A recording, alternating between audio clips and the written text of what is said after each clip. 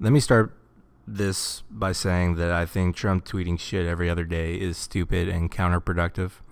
I understand why he does it with the entire media against him most of the time, but in the long run, I think it's actually unhelpful and probably dangerous. But as I continue to follow the trail of evidence of leaks within the White House, I think there's a solid case to be made that Barack Obama, or at least the Obama administration, played some part in wiretapping Trump during the election. Today, an editorial came out from the New York Times totally slamming that idea. The article was written by the editorial board, not a single author, so this shit is just so fucking important that the New York Times, as a fucking entity, has to stand behind it. And here's what it says. Let's begin with what the public can know for certain. President Trump had no evidence on Saturday morning when he smeared his predecessor, President Barack Obama, accusing him of ordering that Trump Tower phones be tapped during the 2016 campaign. Otherwise, the White House would not be scrambling to find out if what he said is true. Just contemplate the recklessness, the sheer indifference to truth and the moral authority of the American presidency, revealed here. One president baselessly charging another with criminality, all in a childish Twitter rampage. Doesn't that sound like right out of Shakespeare, the drama behind it? But anyway. So if you're unaware, this is what Trump actually tweeted during the weekend. How low has President Obama gone to tap my phones during the very sacred election process?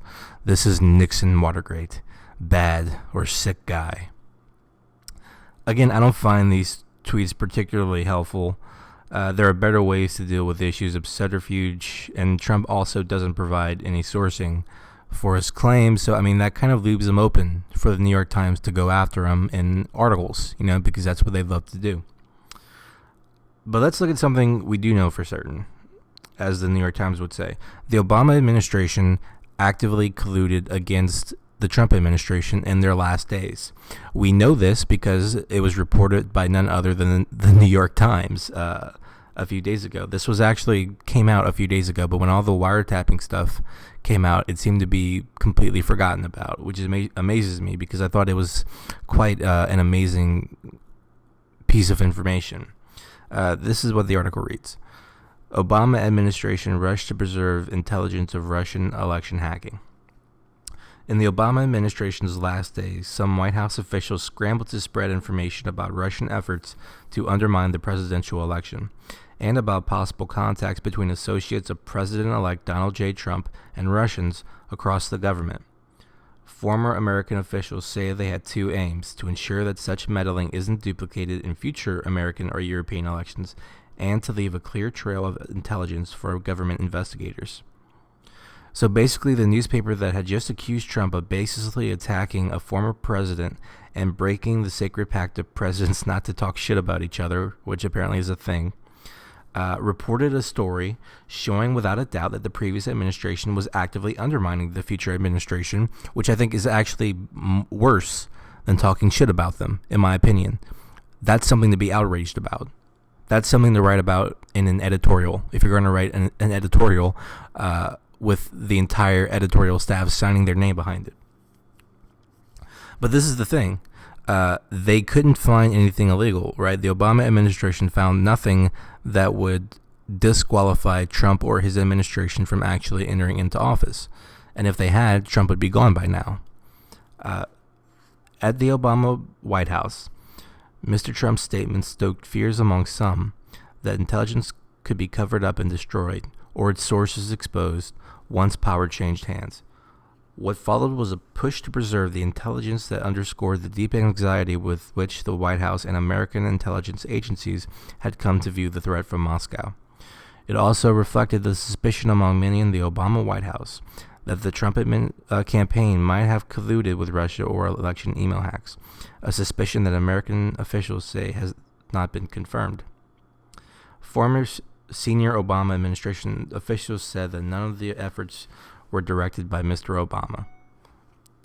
Okay, so we don't have anything with Obama actually coordinating these efforts, but we do have the Obama administration, and the article actually doesn't name anyone who actually did this, but we'll believe them and say that the administration did.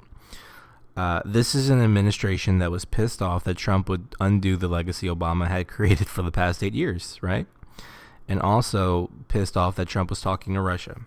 The administration actively declassified to lower level classifications, so members of the intelligence community could easily find information that showed members of the Trump administration actively communicating with Russia.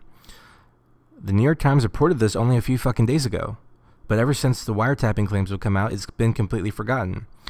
I don't think it's an absurd leap to say that an administration that would actively gather and declassify intelligence on the president-elect would also wiretap the presidential-elect when he was a presidential candidate on his phone in Trump Tower.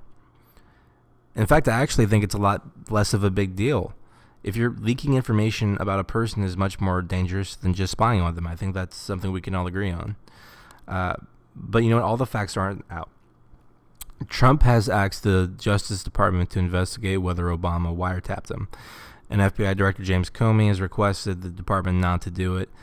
There's still the ongoing investigation from several departments between alleged ties between Trump's administration and Russia. So there's a lot of shit going on right now.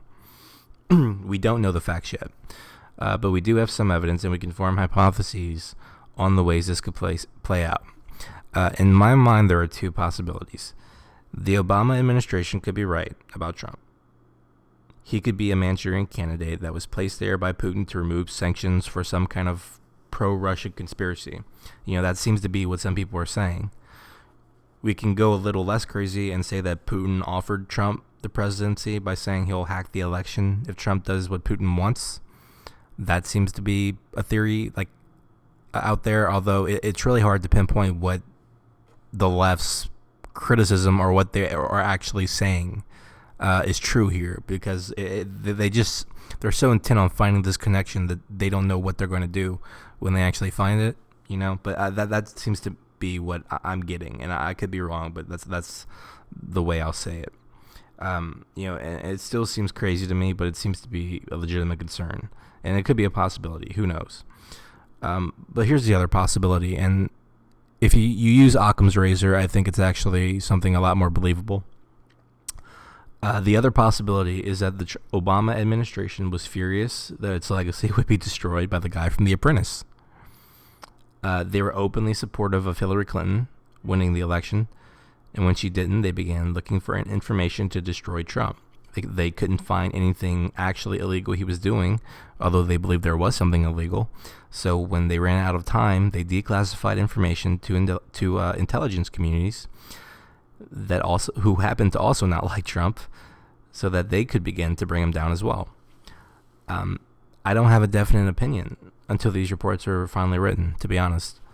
And hopefully the DOJ will investigate the wiretapping complaint. I find it weird that James Comey doesn't want that to happen. I find it weird that he requested it not to happen. But until then, you can only follow the path that makes the most sense, you know? So so that's where we are as a fucking country, talking about